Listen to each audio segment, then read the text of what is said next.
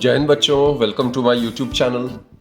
बच्चों, हमने इलेक्ट्रोस्टैटिक्स में एनसीईआरटी टेक्सचुअल न्यूमेरिकल स्टार्ट किया। उसका प्रीवियस पार्ट है, उसमें हमने 10 न्यूमेरिकल ऑलरेडी कर लिया था। This is the second part of NCERT textual numericals on the unit electrostatics, right. तो इस सेशन में भी हम 10 न्यूमेरिकल्स हम करने वाले हैं। तो let's start with the first one. पहला क्वेश्चन है, consider a uniform electric field 3 into 10 to the 3 and it is directed along x axis. I cap का मतलब है x axis के along direction है. What is the flux of this field through a square of 10 centimeter on a side whose plane is parallel to the yz plane? बच्चों, इसको diagrammatically हम समझने की कोशिश करते हैं फर्स्ट पार्ट को, राइट। तो इसमें क्वेश्चन है, पहले तो ये कोऑर्डिनेट एक्सिस हम ड्रॉ कर लेते हैं। This is suppose the x axis, ये मान लेते हैं y एक्सिस है, and suppose this is z axis, right. ये z एक्सिस है। अब बच्चे इसमें दिया हुआ है ये जो स्क्वायर है साइड 10 सेंटीमीटर का, इसका प्लेन पैरेलल है yz प्लेन के। तो yz प्लेन के पैरेलल होने का मतलब it should B like this. अगर डायग्राम अगर आप बनाओ तो it should be somewhat like this, this the square face, right. तो इसका साइड जो है वो 10 सेंटीमीटर है, और ये इलेक्ट्रिक फील्ड की direction, this is the direction of the electric field. और इलेक्ट्रिक फील्ड का जो मैग्नीट्यूड है that is given to be 3 into 10⁻³ newton पर कूलम। अब बच्चे इसका जो एरिया वेक्टर है, एरिया वेक्टर आपको पता ही है किसी भी सरफेस का, दिस इज सरफेस, उसका एरिया वेक्टर हमेशा परपेंडिकुलर टू द सरफेस होता है and in the outward direction. So this is the area vector. ये एरिया वेक्टर को मैं ए वेक्टर से डिनोट कर रहा हूँ, राइट। और आपको पता है flux associated with the surface that's given by the scalar product of electric field and area vector. और आपको ये भी पता है फ्लक्स क्या होता है, टोटल फील्ड लाइन जितना कि किसी भी गिवन सरफेस से क्रॉस करे नॉर्मली, यानी कि परपेंडिकुलरली। तो इसके सारे के सारे फील्ड लाइंस इस सरफेस से नॉर्मली क्रॉस कर रहा है, तो each one of these field lines will contribute towards the flux. तो इसमें जो इलेक्ट्रिक फील्ड और एरिया वेक्टर इनके बीच में एंगल 0 डिग्री है। तो इसको अगर मैं स्केलर प्रोडक्ट हटा दूं तो ई ए कॉस 0 हो जाएगा, cos 0 would be equal to 1। तो सिंपली इसमें होगा phi is equal to E A, right. So electric field का मैग्नीट्यूड कितना है, इट इज 3 इंटू 10⁻³। एरिया कितना है बच्चे इसका, एसआई में करना है, 10 सेंटीमीटर है तो इसका एरिया हो जाएगा 10 सेंटीमीटर स्क्वायर। तो 10 सेंटीमीटर स्क्वायर इज 10⁻⁻⁴, तो ये आ जाएगा आपका metre square, right. 10 into 10, in fact it will be 100 centimetre square. अगर स्क्वायर का साइड अगर ए है तो its area is A square, तो 10 into 10 it will be 100 centimetre square. 1 centimetre square is 10⁻⁴ metre square, so this will be the area. तो इसको अगर आप सॉल्व करते हो you will get 3 into 10 metre square, right. और इसका इलेक्ट्रिक फील्ड का होता है न्यूटन पर कूलम। तो बच्चे फ्लक्स जो होगा फर्स्ट पार्ट पे ये आ जाएगा 30 न्यूटन मीटर स्क्वायर पर coulomb. This is the answer of the first part, right. इसको आप चाहो तो वेक्टर फॉर्म में भी कर सकते थे। एक्चुअली इलेक्ट्रिक फील्ड जो है अगर वेक्टर फॉर्म में अगर आप लिखते हो तो इसको आप 3 इंटू 10⁻³ आई कैप लिख सकते हो, डॉट। अब एरिया वेक्टर जो है वो भी अलोंग एक्स एक्सिस है, तो इसका जो मैग्नीट्यूड होता 10⁻² इंटू 10⁻⁴, तो ये 10⁻² हो जाता और ये भी आई कैप होता। तो इसको अगर आप सॉल्व करते आई कैप डॉट आई कैप 1 होता है, तो 3 इंटू 10⁻³ मल्टीप्लाइड बाई 10⁻², ये भी 30 ही आ गया होता। तो वेक्टर फॉर्म में भी कर सकते हो या डायरेक्टली यहाँ पे डायरेक्शन देके मैग्नीट्यूड फॉर्म में आप निकाल सकते थे, राइट। अब बच्चों सेकेंड पार्ट करते हैं। सेकेंड पार्ट में दिया हुआ है कि ये जो स्क्वायर फेस है इसका जो नॉर्मल है वो एक्स एक्सिस से 60 डिग्री का एंगल बना रहा है। So this is the square plane और ये इसका नॉर्मल है, नॉर्मल का मतलब 90 डिग्री है this is. So this will be the area vector, ये ए वेक्टर हो गया।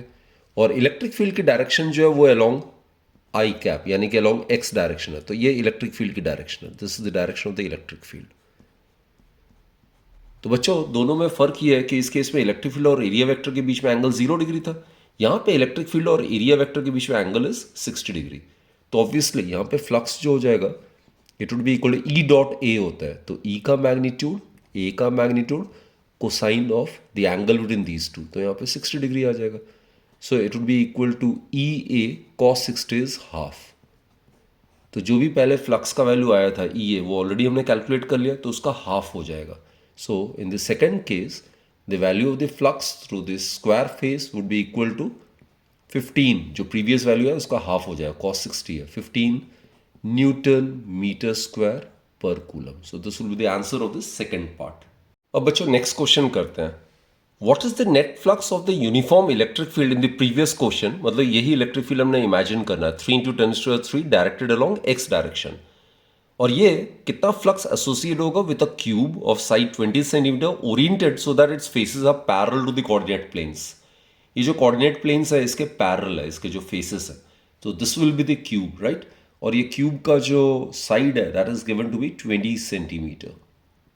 सो दिस इज 20 सेंटीमीटर. और इलेक्ट्रिक फील्ड है 3 × 10⁻³ आई कैप. आई कैप मतलब this is I cap along X direction. तो इलेक्ट्रिक फील्ड की डायरेक्शन इस तरीके से है, like this. Electric field is directed along X direction, right. So it's given I cap is the unit vector represent the direction along positive x axis. So this is the direction of the electric field. अब बच्चों समझो, total electric flux हमने इस पूरे close surface से निकालना है. अब किसी भी क्लोज सरफेस के केस में जो इलेक्ट्रिक फ्लक्स होता है that you are aware, it's given by closed surface integral of the electric field E vector dot D S vector, right. अब बच्चों यहां पे ध्यान से देखो जरा, फ्लक्स को वही सरफेस कंट्रीब्यूट करता है जिसमें से फील्ड लाइंस नॉर्मली यानी कि परपेंडिकुलरली क्रॉस हो रहा है. तो व्हाट यू डू इज, ये वाला जो फेस है दिस फेस, इसको हम 1 मान लेते हैं. इसका जो ऑपोजिट फेस है उसको हम 2 मान लेते हैं, राइट. जो टॉप वाला फेस है इसको 3 मान लेते हैं, जो उसका बॉटम है 4 मान लेते हैं. ये जो फ्रंट वाला फेस है इसको हम 5 मान लेते हैं, फ्रंट वाला फेस. और उसके पीछे वाला ऑपोजिट फेस जो उसको हम 6 मान लेते हैं. There are 6 faces in a cube. तो इसको हम डिवाइड कर सकते हैं. So it can be written as E vector dot D S vector first वाला plus E vector dot D S vector ये सेकंड. सभी का एरिया का मैग्नीट्यूड तो सेम ही होगा, इट्स अ क्यूब. सो हर एक फेस जो होगा वो स्क्वायर फेस होगा. So E vector dot D S vector, this for the third case. ये हो जाएगा E vector dot D S vector, ये फोर्थ वाले फेस में हो जाएगा. E vector dot D S vector ये फिफ्थ वाले फेस में होगा. और ये हो जाएगा E vector dot D S vector for the sixth face, right. तो नेट फ्लक्स हमने निकालना है. तो बच्चों पहले इसका करते हैं, फर्स्ट वाले फेस का. फर्स्ट वाला फेस इज दिस वन. ये वाला हमने फर्स्ट फेस माना हुआ है, दिस वन जो मैं आपको शेड करके बता रहा हूँ, राइट. तो इसका एरिया वेक्टर क्या होगा? एरिया वेक्टर हमें पता ही है. एरिया वेक्टर क्या होता है? It will be always perpendicular to the surface and in the outward direction, right. तो इसका बच्चे area vector would be along this direction. This is the direction of area vector. छोटा सा टुकड़ा मान लेते हैं, तो इसका area vector D one vector ऐसे आ जाएगा. तो angle between E vector and D S one vector would be 0 degree. तो यहाँ पे cos 0 आ जाएगा. So it will be E D S cos 0 first वाले केस में, प्लस सेकंड वाले केस में देखते हैं बच्चे. इसका ऑपोजिट फेस ये वाला सेकंड. इसमें इलेक्ट्रिक फील्ड की डायरेक्शन ऐसी है, लाइक दिस, इनवर्ड है. This is the direction of the electric field. जबकि एरिया वेक्टर यहाँ पे छोटा सा कोई एलिमेंट्री पोर्शन लेते हैं, इसका एरिया वेक्टर क्या होगा? In the away direction, like this. So this is ds2 vector. So what is the angle between electric field and area vector over here? It is 180 degree. So it will be E ds cos 180 degree, right. Plus अच्छा इनका ये third वाले integrand का देखो जरा, E dot D S. Electric field is directed along x direction, जो कि area vector along Y direction होगा. तो angle between them is 90 degree. तो dot product of two perpendicular vectors is always 0, right. Perpendicular vectors होगा तो ई D S cos 90 0 होगा, तो ये इंटीग्रेंड 0 हो जाएगा. सिमिलरली फोर्थ वाले फेस का एरिया वेक्टर ऐसा हो जाएगा, electric field along x direction जा रहा है, तो again angle is 90 degree. Look, इसका एरिया वेक्टर ऐसे हो जाएगा बच्चों, this is ds3. Electric field ऐसे ही जा रहा है, तो एंगल 90 डिग्री होने की वजह से 0 हो जाएगा. तो ये सरफेस जो फ्लक्स को कंट्रीब्यूट नहीं करेगा. फोर्थ का area vector it would be along this direction ds4. Electric field इसी डायरेक्शन में, electric field along x direction, so 90 degree. तो ये 0 हो जाएगा. Dot product of two perpendicular vectors is 0. Similarly ये जो फेस है इसका एरिया वेक्टर होगा अलोंग जेड एक्सिस, जबकि electric field along x axis, तो again the angle between these two is 90 degree. ये जो छठा वाला फेस है इसका एरिया वेक्टर हो जाएगा along the negative z axis, जबकि electric field is directed along x axis, तो again the angle between these two is 90 degree, so it will also become zero. तो ये जो लास्ट के चार इंटीग्रेंट्स हैं इनका वैल्यू जीरो होगा, so will be left with these two only. अब यहाँ पे बच्चों देखो cos 0 +1, cos 180 degree -1, so what we get is electric field तो यूनिफॉर्म है, ये दोनों फेसेस का एरिया का मैग्नीट्यूड भी सेम है, so it will be E A plus cos 180 degree -1 होता है, तो it will be -EA, so it will be equal to 0। तो बच्चों net electric flux associated with this close surface whose faces are parallel to the coordinate planes, it will be equal to 0. What it means is the number of field lines entering the closed surface is exactly equal to the number of field lines leaving the closed surface, right? तो बच्चे जितने number of field lines enter कर रहा है cube में, उतने exactly equal number of lines वो cube से बाहर भी निकल रहा है। So that is the meaning of the fact that electric flux associated with this close surface is 0। Let's proceed to the next question, बच्चों. A point charge plus 10 microcoulomb is at a distance of 5 centimeter directly above the center of a square of side 10 centimeter. What is the magnitude of the electric flux through this square face, right? तो ये एक square face है जिसका side 10 centimetre है और इसका centre हो जाएगा इंटरसेक्शन ऑफ द डायगोनल। ये एक डायगोनल हो गया और ये दूसरा डायगोनल हो गया, इनका जो इंटरसेक्शन होगा ये सेंटर हो जाएगा ऑफ द स्क्वायर फेस। इसके ऊपर 5 सेंटीमीटर ऊपर ये चार्ज प्लेस्ड है +10 माइक्रोकूलम। तो बच्चों इस फेस से एसोसिएटेड कितना फ्लक्स एसोसिएटेड होगा ये हमने निकालना है।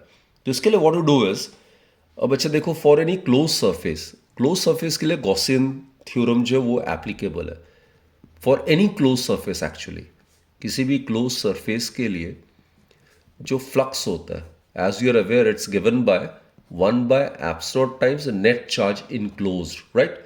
तो ये तभी वैलिड है जब कोई गॉसियन सरफेस किसी चार्ज को इनक्लोज किया हुआ हो। So what to do is, ये एक स्क्वायर फेस है, इससे हम इमेजिन करेंगे क्यूब।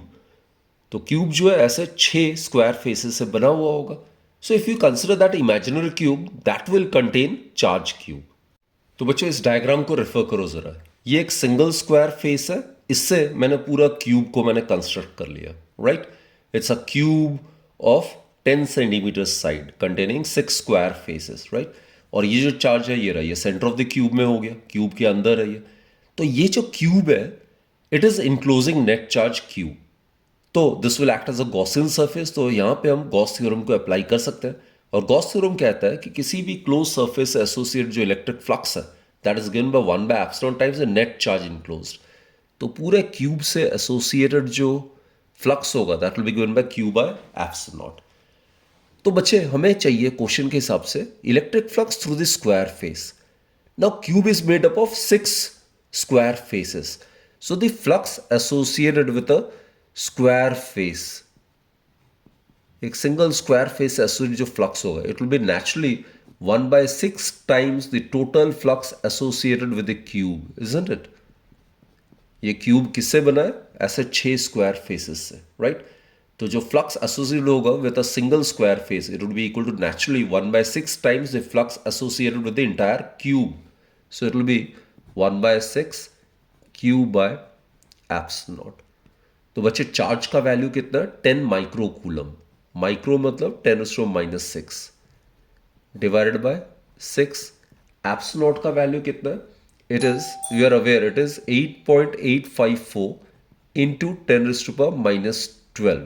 तो बच्चों इसको अगर हम सॉल्व करेंगे यू विल गेट, या आप खुद सॉल्व करके चेक कर लेना, you should get this answer 1.88 multiplied by 10⁻5। और फ्लक्स का ऐसा यूनिट आपको पता ही है बच्चे, क्या आएगा? न्यूटन मीटर स्क्वायर पर coulomb. So this should be the answer, right? Okay, let's proceed with the next question.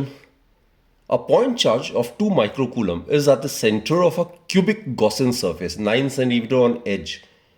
ये वाला क्वेश्चन है लगभग। तो इसमें साइड जो है वो 9 सेंटीमीटर और इसके अंदर चार्ज है 2 microcoulomb. What is the net electric flux through this surface?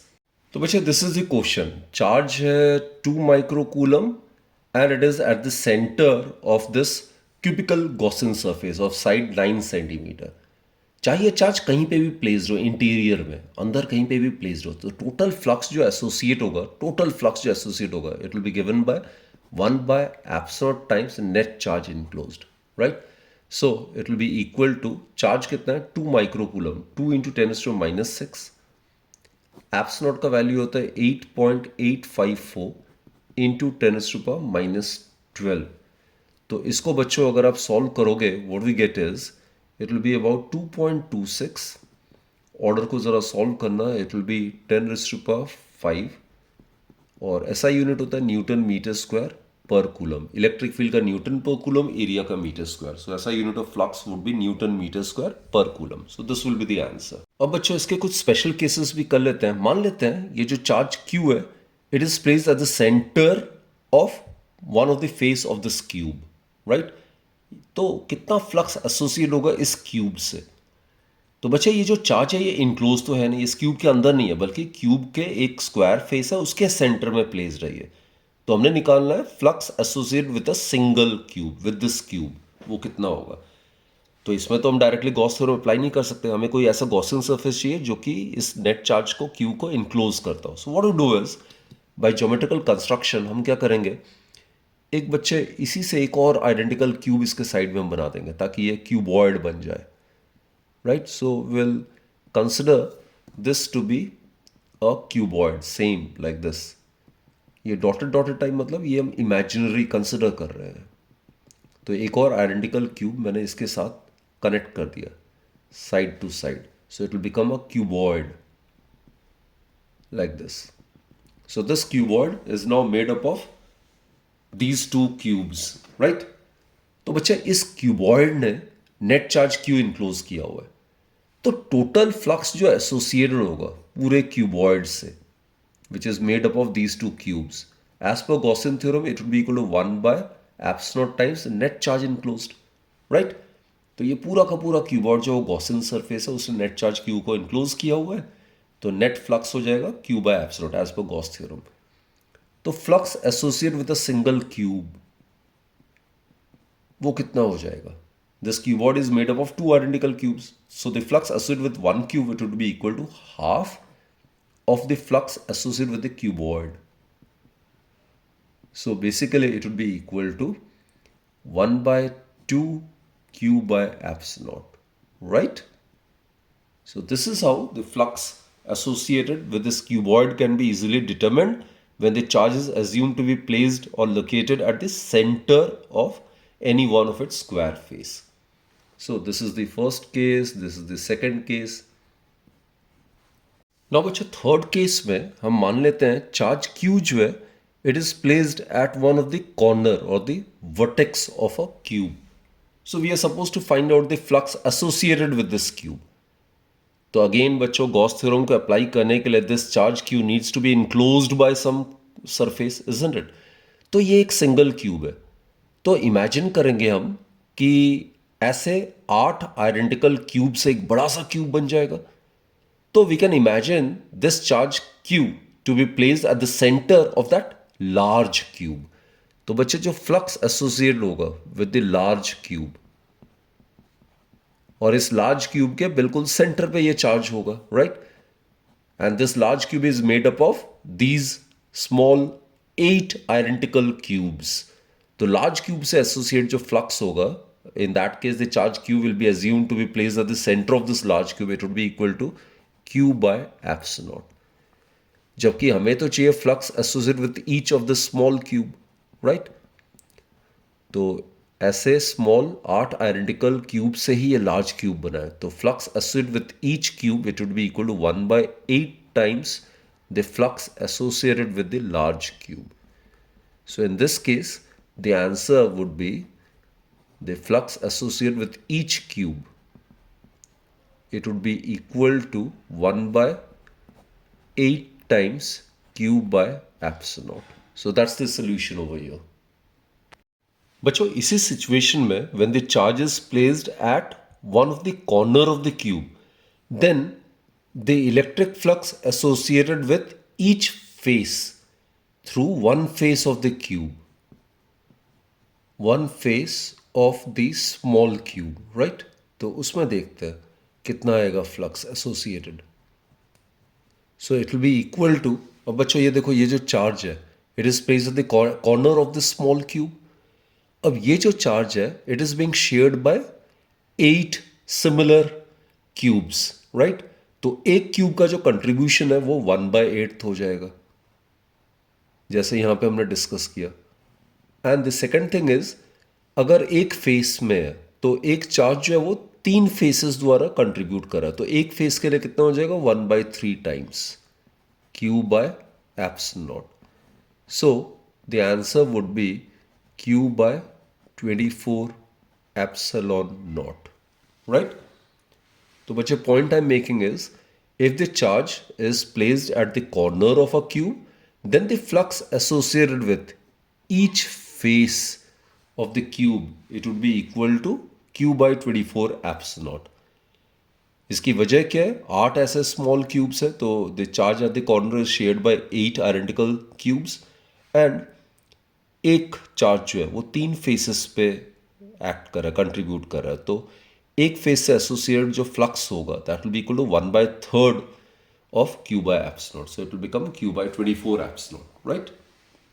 एक और आता है बच्चे, अगर ये क्यूब है और अगर charge is placed at the edge of a cube, edge का मतलब साइड ऑफ अ क्यूब, तो इस तरीके से अगर placed like this, if the charge is placed over here, somewhere over here, right, this is a cube and charge is placed at the edge of the cube, तो इस case में क्या कर सकते हो आप, ऐसे 4 क्यूब्स बना सकते हो, like this 4 identical cubes.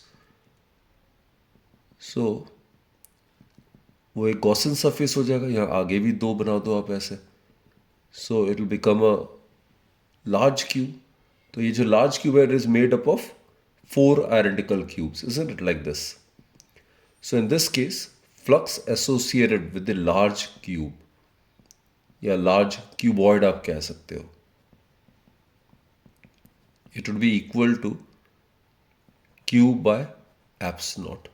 Now look, it is made up of 4 identical cubes, so the flux associated with each cube, it would be equal to 1/4 times the flux associated with the large one. So in this case, the flux associated with a single cube, when the charge is assumed to be placed at the edge, it is equal to Q divided by 4 epsilon naught. बच्चों अगला question करते हैं. A point charge causes an electric flux of -1 × 10⁻³ newton metre square पर coulomb. तो flux का value ये दिया हुआ है, it is -1 × 10⁻³ newton metre square पर coulomb, and to pass through a spherical Gaussian surface of 10 centimeter radius centered on the charge, right? तो ये बच्चे यहाँ पे चार्ज मान लेते हैं और इसको सेंटर मानते हुए कोई भी एक स्फेरिकल गॉसियन सरफेस हम ड्रॉ कर लेते हैं. तो इस स्फेरिकल गॉसियन सरफेस से एसोसिएट जो फ्लक्स है that is given to be this, right. Now if the radius of the Gaussian surface were doubled, how much flux would pass through this surface? अब बच्चे एज पर Gaussian theorem जो total flux होता है it is equal to 1/epsilon times the net charge enclosed, right. यहाँ पे कहीं पे भी जो गॉसियन सरफेस है उसका डायमेंशंस कहीं पे भी कंसिडर नहीं करना है हमने, चाहे ये स्फेरिकल सरफेस जिसको हम गॉसियन सरफेस माना है, चाहे इसका रेडियस हाफ हो, डबल हो, थ्राइस हो, it doesn't matter. The total flux associated with a surface enclosing some charge is independent of the size of that surface. It is independent of the dimensions of that Gaussian surface. So even if the Gaussian surface का radius जो है if it were doubled, then also the flux would have remained constant. तो flux जो है वो constant होगा, as it is independent of the dimensions of the Gaussian surface. Dimensions मतलब shape and size. So this is the answer of the first part, right? तो second part अब discuss करते हैं. Second part में बच्चों what is the value of the point charge? अब value of the point charge तो आराम से हम निकाल ही सकते हैं. तो फर्स्ट पार्ट के अकॉर्डिंग फाई जो है it is equal to Q by eps naught. तो ये चार्ज हमने निकाला, तो चार्ज कितना हो जाएगा, 5 multiplied by eps naught. Phi का वैल्यू कितना दिया हुआ है, it is going to -1 into 10⁻³ eps naught का वैल्यू कितना होता है 8.854 इंटू 10⁻12 SI में इतना वैल्यू होता है। तो बच्चे चार्ज क्या होगा, नेगेटिव होगा, and it will B 8.854 into base same है तो पावर्स एडअप हो जाएगा, so it will B 10⁻⁹ coulomb. So this will be the charge enclosed by this Gaussian surface. अगला क्वेश्चन करते हैं बच्चों, इसमें क्या दिया हुआ है, कंडक्टिंग स्फीयर है, रेडियस जिसका 10 सेंटीमीटर है, radius is given to be 10 centimetre, has an unknown charge, right. If the electric field 20 centimetre from the centre, यहाँ पे इलेक्ट्रिक फील्ड मान लेते हैं at point P which is at a distance of 20 centimetre, right. तो इसका centre से जो distance है that is given to be 20 centimetre. तो यहाँ पे जो इलेक्ट्रिक फील्ड है that is given to B 1.5 into 10⁻³ newton पर coulomb, and it is pointed radially inward. तो इलेक्ट्रिक फील्ड की डायरेक्शन इस तरफ है, लाइक दिस, टूवर्ड्स। अब बच्चे आपको पता ही electric field lines it emanates और इनिशिएट्स और starts from the positive charge and it terminates और ends at the negative charge, right. तो ऑब्वियसली ये रेडियली इनवर्ड है, इसका मतलब इसमें चार्ज जो होगा वो नेगेटिवली चार्ज होना चाहिए। तो we are suppose to find out the net charge on this sphere. One more thing बच्चों, स्फीयर के केस में whenever the observation point lies outside, then the entire charge on the sphere may be assumed to be concentrated at its center, right? और ये यहाँ पे electric field radially inward है तो it must be negative charge, no doubt regarding this. तो यहाँ पे as a point charge की तरह ये बिहेव करेगा। सो इस केस में फॉर्मूला क्या होगा, at any point outside the sphere the electric field it is given bye 1/4 pi epsilon Q by R square. R is the distance of this observation point from the center of the sphere, right? तो यहाँ पे जो R है वो 20 centimetre है, which in SI would be 20 into 10⁻⁻² meter, right? So it is 2 into 10⁻⁻1 meter. Okay. हमें बच्चों charge चाहिए, तो चार्ज तो नेगेटिव है, ऑलरेडी हमने डिस्कस कर ही लिया था। सो -E multiplied by 4 pi epsilon R square, ये हो जाएगा charge. So let's substitute the value. Electric field दिया हुआ है 1.5 इंटू 10⁻³ बच्चों 1/4 पाई एप्सिलॉन का वैल्यू 9 इंटू 10⁻9 होता है, तो 4 पाई एप्सिलॉन का वैल्यू हो जाएगा 1 डिवाइडेड बाय 9 इंटू 10⁻9, राइट। और R स्क्वायर, R का वैल्यू इतना है तो इसका स्क्वायर हो जाएगा 4 into 10⁻², and SI unit of charge is coulomb. पहले ही हमने डिटेक्ट कर लिया था इसका nature, it should be negative as the electric field at point P is radially inward, so it must be negative charge. तो दैट्स इट बच्चों, इसको आपने सॉल्व करना है। तो इसको अगर आप सॉल्व करते हो व्हाट वी गेट इज, ये 1.5 इंटू 10⁻³ है, ये 4 इंटू 10⁻⁻2 है, 9 इंटू 10⁻9 है। तो अगर हम सॉल्व करें तो it will B -1.5 into 4 divided by 9, और ऑर्डर को अगर करें तो इट विल बी 10⁻1 रह जाएगा, यहाँ पे ये ऊपर जाएगा तो -9 हो जाएगा, तो it will be equal to 10⁻⁻8 आ जाएगा, राइट, कूलम में। इसको फर्दर अगर सॉल्व करते हैं 1.5 multiplied by 4 is 6 by 9 that will be 2/3, so it will be -0.67 into 10⁻⁻8, या आप इसको ऐसे भी लिख सकते हो बच्चों, -6.7 into 10⁻⁻9 coulomb. So this will be the charge which the sphere will contain. चलो let's proceed to question number 7। इसमें दिया हुआ uniformly charge conducting sphere of इतना diameter, diameter is given to be 2.4 metre, तो ऑब्वियसली रेडियस हो जाएगा 1.2 metre, right. Has a surface charge density of, surface charge density हम sigma से denote करते हैं, and surface charge density is the charge per unit area, and it is given to be 80.4 microcoulomb, यानी कि into 10⁻⁻6 coulomb per square metre ये दिया हुआ है इसमें सरफेस चार्ज डेंसिटी। हमने निकालना है the charge on the sphere. तो बच्चे सरफेस चार्ज डेंसिटी होता है total charge per unit area. Sphere का जो सरफेस एरिया होता है, अगर स्फीयर का रेडियस आर मानते तो it will be 4πr², isn't it, which implies that जो चार्ज होगा it will be equal to 4πr² multiplied by sigma. That is charge would be equal to 4π, r is 1.2, तो ये 1.2 का square हो जाएगा SI में, and sigma is 80.4 into 10⁻⁻6, right, coulomb per square metre. तो इसको बच्चों आप सॉल्व कर ही सकते हो। So after solving you should get about 1.45 into 10⁻³ coulomb. So it was a straightforward question. तो फर्स्ट पार्ट जो था it's a straightforward question, simply surface charge density, that's charge per unit area, that's the only thing which is to be applied over here, right? Second करते हैं बच्चे, what's the total electric flux leaving the surface of the sphere? तो ये जो spherical surface है उसमें से कितना flux leave कर रहा होगा। तो this spherical surface that can act as a Gaussian surface basically, और Gaussian surface अगर net charge Q enclose करा तो net flux जो होगा that is given by 1/ε0 times the net charge enclosed by the Gaussian surface, right? This is as per the Gauss's theorem.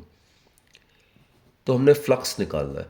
तो charge कितना है ये फ्री इस पार्ट पे हमने निकाला हुआ है।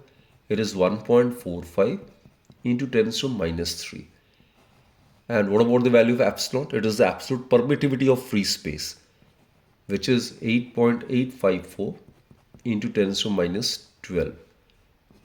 तो बच्चों इसको अगर आप सॉल्व करोगे, ऑर्डर वगैरह ढंग से एडजस्ट करोगे, ऊपर जाएगा तो 10⁻9 रह जाएगा। So what we can do is 1.45 divided by 8.854 into 10⁻, ये हो जाएगा 9 रह जाएगा, राइट। सो इसमें से 10 यहाँ बोरो कर लो, so it can be written as 14.5 divided by 8.854 into 10⁻8। इसको फर्दर अगर सॉल्व करोगे 14.5 divide by 8.854 it comes out to be about 1.64 और ऑर्डर है 10⁸ ऐसा unit of flux as I stated numerous times it is newton metre square पर coulomb, right. Okay आगे बढ़ते हैं बच्चों। Next question 8th, an infinite line charge. Infinite line charge, ये line charge distribution का केस है लाइक दिस।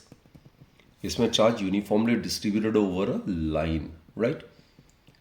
तो यहाँ पे कोई पॉइंट, ऑब्जर्वेशन पॉइंट, ये डिस्टेंस आर है। तो लाइन चार्ज डिस्ट्रीब्यूशन के कारण जो इलेक्ट्रिक फील्ड होता है तो उसका फॉर्मूला क्या होता है बच्चे? ये फॉर्मूला पे बेस्ड है, डायरेक्ट फॉर्मूला पे based, lambda over 2πε0 r, right. तो हमने निकालना क्या है? We are suppose to find out the linear charge density. Lambda is the linear charge density और ये होता है चार्ज पर यूनिट लेंथ। अगर लेंथ L में चार्ज Q डिस्ट्रीब्यूटेड है तो lambda would be Q/L। So this lambda is to be determined. तो lambda is linear charge density, it will be given by E multiplied by 2πε0 r, right. So इसको हम rearrange कर सकते हैं। 2 से multiply कर देते हैं बच्चों 4πε0। तो 2 से मल्टीप्लाई किया, 2 से डिवाइड भी कर दो आप। ये इसलिए किया है because the value of 1/4πε0 is constant, it is 9 into 10⁹. Calculations को थोड़ा सिंपल करने के लिए 4πε0 का वैल्यू डायरेक्टली आप लग सकते हो। सो it will B 1 into 10⁹, right. So now let's solve it. Electric field कितना दिया हुआ है बच्चे? 9 into 10⁴ डिवाइडेड बाई 2 है। 4πε0 का वैल्यू कितना होगा? 1/9 into 10⁹. And r, it's the distance of the observation point from this line charge distribution, right? It's given to be 2 centimeter. 2 centimeter is 2 into 10⁻² meter. तो इसको अगर सॉल्व करते हो 2 गेट कैंसल्ड, 9 गेट कैंसल्ड, तो यहाँ पे 10⁻⁴ है, 10⁻², इट विल गेट 10⁻², ये ऊपर जाएगा 10⁻⁹ हो जाएगा, तो I think it will B 10⁻⁷।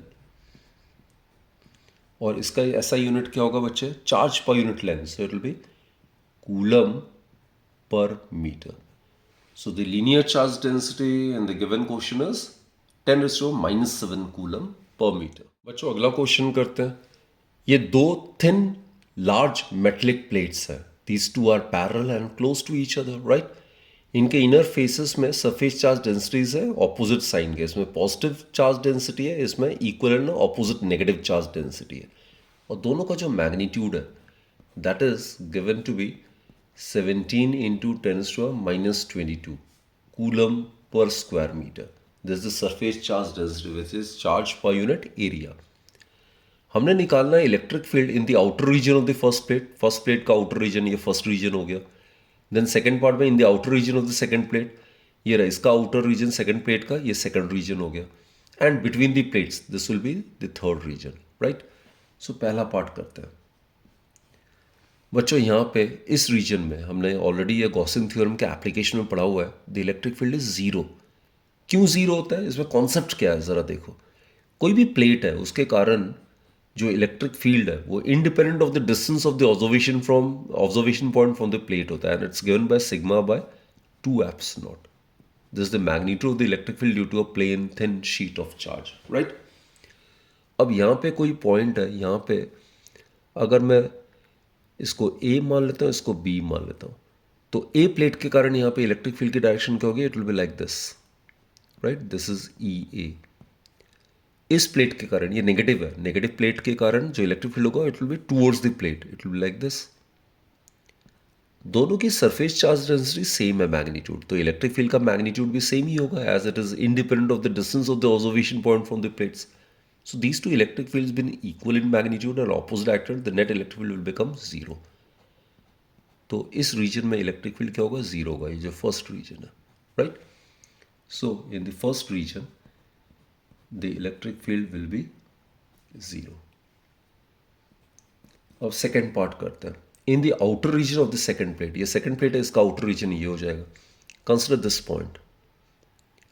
बच्चा प्लेट ए के कारण यहाँ पे जो इलेक्ट्रिक फील्ड होगा पॉजिटिव है, तो it will be in the away direction like this. This will be EA, right. Negative plate है ये, सेकंड वाला प्लेट कंसिडर करो. सेकंड प्लेट के कारण यहाँ पे electric field it will be towards the plate. This is EB. Again magnitude of EA and EB both are same, right. EA और EB का मैग्नीट्यूड जो है वो सेम ही होगा. दोनों का equal and opposite surface charge densities है. Each being equal to sigma by 2 epsilon. This is just how we have stated. So again in region 2, that is in the outer region of the second plate, at any point these two electric fields are equal in magnitude and opposite acted, so they will nullify the effect of each other. So in the outer region of the second plate, there is the second plate, and in the outer region of the second plate the electric field will be zero. This is the second region, this is the second region, right. and बच्चे C part करते हैं third region में. This is the region which is between these two plates. यहाँ कोई point consider करते हैं. Positive plate, ये plate A के कारण यहाँ पॉजिटिव चार्ज डेंसिटी, इसका इलेक्ट्रिक फील्ड ऐसे होगा. This is EA. Negative charge plate के कारण, B के कारण भी इलेक्ट्रिक फील्ड क्या होगा, towards the plate, it will be along this direction. तो देख रहे हो यहाँ पे ये दोनों electric fields due to these two plates in this region 3 which is the space between the two plates are in the same direction. Vectors जब same direction होता है they get added up. So in this case it will be equal to EA plus EB. और direction क्या होगा, from positive to negative. ये दोनों same है बच्चे, E के इक्वल है, so it will become twice E. So it will be equal to twice E की जगह sigma by twice epsilon. So it will be simply sigma by epsilon. So let's substitute this value. Sigma की जगह आएगा 17 into 10⁻22 epsilon naught, it is 8.854 into 10⁻12. तो बच्चों इसको अगर आप सॉल्व करते हो 17 divide by 8.854, it comes out to be about 1.92. और ये 10⁻12 ऊपर जाएगा तो +12 हो जाएगा, -22 + 12 वुड बी 10⁻10। और हम इलेक्ट्रिक फील्ड का ऐसा यूनिट इज न्यूटन पर कूलम या वोल्ट पर मीटर। ओके बच्चों, इस सेशन का लास्ट क्वेश्चन अटेम्प्ट करते हैं। An oil drop of 12 excess electrons is held stationary under a constant electric field of इतना in Millikan's oil drop experiment, right? बाकी ऑयल की डेंसिटी दी हुई है, आपने रेडियस ऑफ द ड्रॉप निकालना है।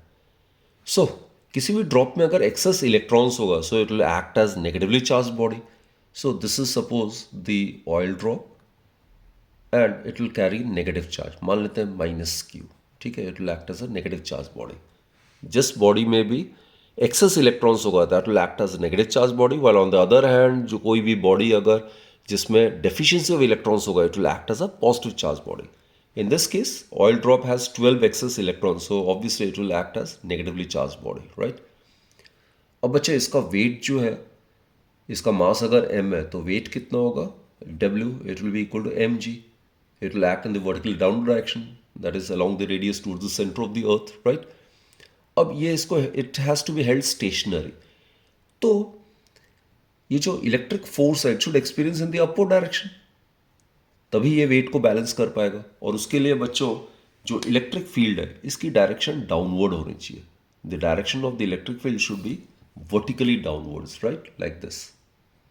ये वर्टिकली डाउनवर्ड्स होना चाहिए इलेक्ट्रिक फील्ड की डायरेक्शन, क्योंकि कोई भी negative charge body it experiences a force against the direction of the electric field. तो कितना इलेक्ट्रिक फोर्स एक्सपीरियंस करेगा? QE। Q नेगेटिव होने की वजह से it will experience a force against the direction of the electric field. So now this electric force is opposite to the weight of this oil drop. अब अगर इनका magnitude अगर equal हो जाता है, being opposite directed, they will tend to cancel out the effect of each other. So the oil drop can be under the influence of balance forces, and that is the only condition where it can remain stationary, right? So for the drop to remain stationary, जो electric force है इसको हम FE से denote करते हैं, वो किसके equal होना चाहिए? जो वेट ऑफ द ड्रॉप है उसके इक्वल होना चाहिए, राइट? इलेक्ट्रिक फोर्स बच्चों किसके इक्वल है? QE। Weight it is equal to mg। सो अब इसको जरा सॉल्व करते हैं। Q as per quantization of charge magnitude में किसके इक्वल होगा? 12 एक्सेस इलेक्ट्रॉन है, और एक इलेक्ट्रॉन का चार्ज जो होता है इट इज मैग्नीट्यूड में 1.6 × 10⁻19 कूलम, राइट? ये तो हो गया आपका चार्ज। देन बच्चों mass of the charge body किसके इक्वल होगा? Mass will be equal to volume into density. Volume of the body oil drop multiplied by its density.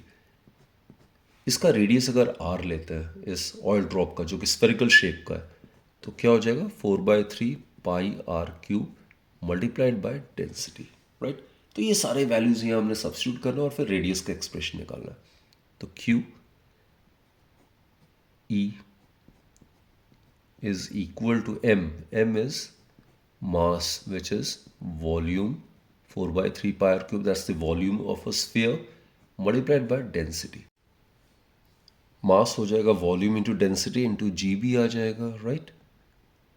तो r³ में it will be 3QE divided by 4π और ये G आ जाएगा नीचे, और फिर क्यूब रूट अगर लेंगे तो it will be like this. G का वैल्यू बच्चे 9.8 आप ले लो, तो इसको पूरा सॉल्व करोगे you will get this particular answer. तो बच्चों that's it for this particular session. Hopefully आप ये सारे क्वेश्चंस लिख के प्रैक्टिस करोगे। This all were the NCERT textual question. तो do take care of yourself बच्चों, and wish you all a very very happy learning. Keep watching my videos. Thank you.